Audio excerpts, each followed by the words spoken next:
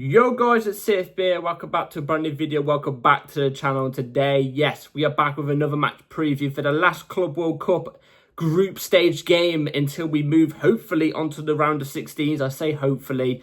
I'm not really too bothered if we go out or not. I'll give my explanation more into the match preview. Anyway, this is the match preview for, I'm just going to call them Tunis. Tunis versus Chelsea. So, big game. Very, very important game, especially from a Chelsea standpoint. So, before we do get into the match preview, please like, subscribe, hit the bell notification so notified every time I load a video. Also, first link in the description is my streaming channel, my second channel. Go and check those out. Be very much appreciated. Without further ado, let's jump straight into the video for today. Because let's be real here. Look, I'm filming this right now at 9 o'clock, okay? 9 o'clock UK time, okay? 2 o'clock in the morning UK time is when we're actually playing Tunis. So we're actually only basically a couple of hours off playing Tunis in the Club World Cup in America. 9, 10, 11, 12, 1, 2. So literally 5 hours away. 5 hours away from the game. By the way, keep your eyes peeled on the channel because I'm going to be doing a live watch-along stream for that game, for the game. So in 5 hours time, I should be live streaming the game. Not the game, but my reaction to the game. The live watch along, if you know what I'm trying to say. I will be live. Come and join in. We'll just talk and stuff and talk about the game, obviously. So you know the gist. So I'll be live streaming it. But 2 o'clock in the morning. Jesus. But where we're playing this game, which is obviously in America, I think it's in Philadelphia if I'm not mistaken. That is like prime time. The previous two games we played, which is against Flamengo and LA Angels, the times we were playing in those games, not many fans, only people that had travelled to America could watch the games. Like the American fan base that Chelsea have couldn't watch the games, or majority of them couldn't watch the games because the times that the games were set at, like 3 o'clock in the afternoon and stuff like that, in America, like people are at work and stuff like that. So we didn't have big turnouts for those games. I'm expecting a big turnout for this game though, because we need a big turnout. We need a big turnout. We need the attendance to be there for Chelsea, to support Chelsea in this game. So look, big game in a sense. Look, Tunis, I'm not going to lie, I don't know much about Tunis. Somebody did comment something to me on my first Club World Cup match preview, and I appreciate that person so much for giving clarity on what Tunis are actually like, what team they are. They won the Champions League, from what I remember him saying, in 2018, the African Champions League, because they're an African team. They won the African Champions League in 2018. And they are apparently one of the best clubs in Africa, the third best club right now in Africa, apparently. So, you know, it's definitely a game not to take lightly, and especially how we've seen Brazilian teams competing in this competition. For example, Flamengo top of the group right now. Look, I know there's you know, a little bit of rivalry and stuff between, you know, Flamengo and Chelsea, but look, you've got to give them their props. They've performed in this Club World Cup so far, and not just them, Brazilian teams in general. I think Brazilian teams are currently right now are undefeated in the Club World Cup. Fair play to him. Fair play to him. Do I still think, you know, European teams are better than, you know, the Brazilian teams and stuff like that, you know, the South American teams and African teams? Yes, obviously, European teams are better. I just think, obviously, we've all had long seasons. I'm also going to give my reason to, well, I'm going to say my reason right now on the way I think we beat Flamengo pretty much 7 or 8 times out of 10. It's because we've come through a whole load of a season. Some of our players have played international friendlies and, you know, Nations League and stuff like that. Then come to this competition, had to play in extreme heat.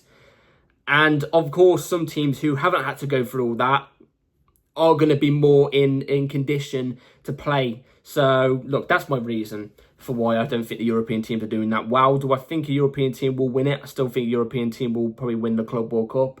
But the Brazilian teams, we've got to give fair play to them. We all knew they weren't bad teams anyway, were they? Like, they've got the tech, they've got the skills, you know what I'm trying to say? So, anyway, I did quickly mention something about the weather. I think the weather tomorrow is going to play a big part. I think it is. Look, I know I don't want it to come across as an excuse, because it shouldn't really be an excuse, but it is a little bit of an excuse. You've got to take into the fact of, obviously, we've played a whole season, we've had Nations League, we've gone straight into this. The players are training every single day. They're not training every single day, they're traveling to the next part of America. If they're not traveling to the next part of America, they're playing a game in 38, 39, 40 degree heat. Like, come on. 40 degree heat. I think tomorrow is meant, well, the game that we're playing later is meant to be like 39, 40 degrees. Look, your Brazilian teams are kind of used to that. Your African teams are kind of used to that. English teams, we are not used to that. You look, we get 24, 25 degrees and we feel finished in 25 degrees. Imagine 40 degrees. Come on. You know what I mean? Playing football in 40 degrees, it's going to play a part. It's going to play a part. And I think it will play a part in tomorrow. I think it played a part against Flamengo. Los Angeles, I just think we got the job done. But even then, the performance wasn't that great. So, look, it's going to play a part tomorrow. I think the team has to be heavily rotated. Maresca did say he is going to rotate the team, which I think is fair. I think he has to rotate the team tomorrow. But apart from that, the weather is going to play a part. It is. And the longer we're in this competition, the longer, unfortunately, our players are going to be dropping, I think.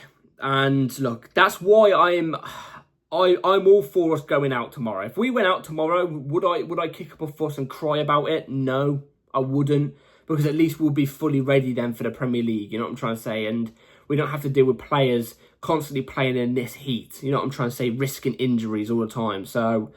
anyway, Tunis, their results right now, they lost 2-0 to Flamengo and they beat Los Angeles, which is the team we beat as well, 2-0. They beat Los Angeles 1-0. So, look, I think they're on the same amount of points as us right now. We only need a draw to get through, a draw minimum to get through. So tomorrow, it is basically tomorrow, but you know what I'm trying to say, in a couple of hours time, if we draw the game, we go through. If we lose, we don't, obviously. We also have a better goal difference than Tunis as well.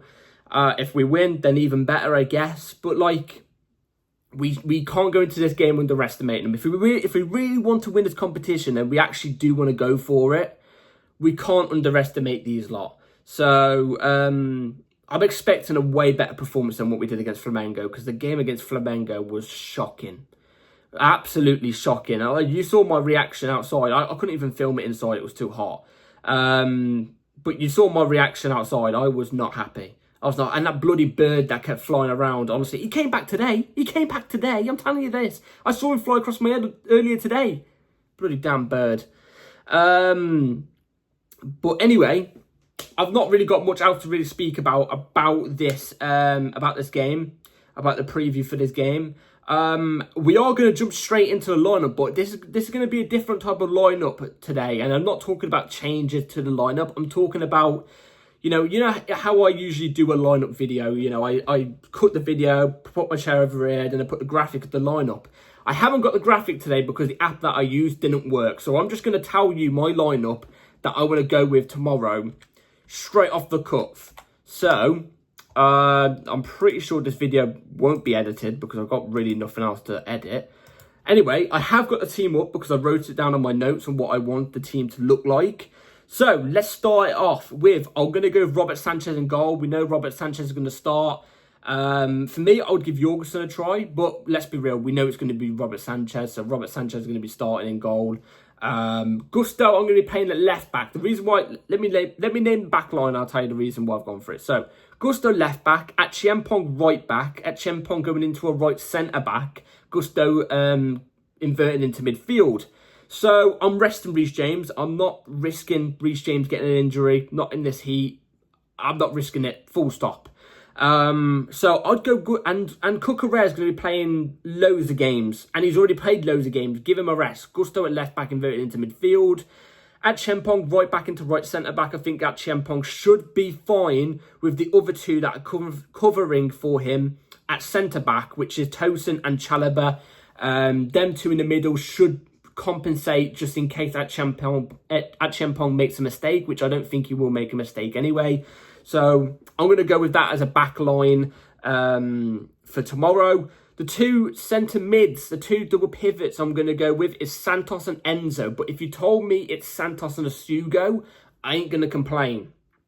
The reason why I'm saying Santos and Enzo instead of a Santos and Asugo is because I feel like Santos, obviously he's never really played in this Chelsea team, in this Chelsea system at all. So he may make a couple mistakes because it's one of his first ever times playing in this team. So we're going to have to partner him alongside somebody who has played in the system, has played alongside loads of these players many times before, Enzo Fernandez. So I feel like if you did Santos and Hugo both, it's both of their first time playing games together, both of their first times in the Chelsea lineup alongside a bunch of new people around them in a new system. I feel like at the same time, it might go a bit wrong. So I'm going to go Santos Enzo. We have to see Santos tomorrow. We have to see Santos tomorrow. Even if he doesn't start, if he doesn't come off the bench tomorrow, there's going to be an uproar over social media. And I've already given my opinion on it. I still think he's going to be fine. I think Premier League is going to be where he gets his minutes. And when he starts getting minutes, he's going to give Maresca a headache, a good one. But, you know, I would like to see him tomorrow because we took him to the Club World Cup. Let's play him. Let's see him. Enzo as well, obviously. Enzo would be the more deeper one out of the two, obviously. I'd have Santos pushing up a bit more and have Enzo being more of the deep line playmaker type of role. In the cam, I'm going to go with Nkunku. I'm giving Palmer a rest. Palmer looks shattered. He looks tired. He needs rest. Again, he's our best player. He is our best player despite his form that he's on. He is our best player. We don't want him to be injured, you know, going into the new Premier League season. Give Nkunku a run. I know a lot of people have their reservations about Nkunku, but he's been training. He's still here. He's been taken to the Club World Cup. Let's use him. Nkunku in the 10 position. George off the left. I'm going to go with George off the left wing.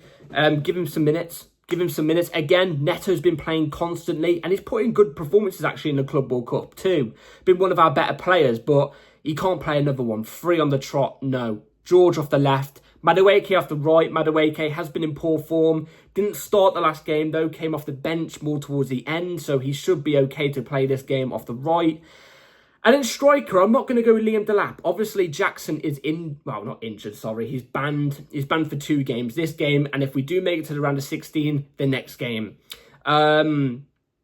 If Jackson was available, I'd actually be playing him off the left. See how he works off the left. Just in case we need to use him in the season if he's still here, obviously. But I'm not going to go with Delap up front here. I'm not going to go with Delap as a striker. I'm going to go with Mark Gu. And it's nothing to do with it's nothing to do with Delap. I'm just giving him a rest here. And I'll tell you the reason why I'm giving him a rest. Because he's gone from cold, rainy nights in Ipswich, all of a sudden, in 2 or 3 weeks of being at Chelsea, playing in 40-degree heat. You know what I'm trying to say? In a new system where he's getting used to all the new players and stuff, you know, God forbid any injury happens to him or anything like that, and then we don't have a striker for the first game of the Premier League season, because remember, Jackson's out for the first Premier League game of the season as well. So I'm going to give Mark Gu a run. Delap to come off the bench, obviously, in the second half, but give Mark Gu a run. Let's see what he's about. He should be able to do it against this type of team. You know, when he was at Brazil, he was doing it against these type of quality teams. Not in Brazil, sorry. In Spain, he was doing it against these type of quality teams. I think in Conference League games that we played in last season and Mark Gu played in, I can't say they were better than Tunis, but it must be around the same level. You know what I'm trying to say? So I'm giving Mark Gu a run. I'm giving Mark Gu a run. Let's see how he does. Anyway, that is my lineup for tomorrow. Obviously, like I said, I do apologise. There's no graphic on the screen. I physically can't do anything about that. The app that I usually use for it is not working. So, yeah, I do apologise. Anyway, let me know comments below what your lineup would be. Score prediction now, though, between Tunis and Chelsea. We are technically the away side, even though both teams are basically playing away. But we are technically the away side. We're going to be wearing our away kit tomorrow, I'm pretty sure, as well. Score prediction tomorrow. I think it's going to be Tunis 1, Chelsea 2. I think we're going to scrape it. Like I said, I think the weather's going to play a bit of a part. It's going to play a bit of a part, especially how we're playing against a team, an African team who are used to these types of temperatures and stuff like that. You know, it can play a part. It can play a part. And I do think we're going to win 2-1. I do think we're going to win, but it might just be by the scrape of a nail. Am I really that bothered if we do go out, though? I can't lie, I'm not really that bothered. I'm not that fussed. So we'll have to wait and see how things go. Like I said, be here for the watch-along, which is happening in about 5 hours' time, 4.5 hours' time it actually might be soon. So be ready for that. Also, about an hour after the watch-along, I'll be giving you guys a match reaction to the game like I usually do. So, hey, I'm busy for the next couple of hours. Great. Anyway, like, subscribe, take care, hit the bell notification so you're notified for my uploads, and I'll see you later. Take care, everybody. Let's get this chouse. Peace.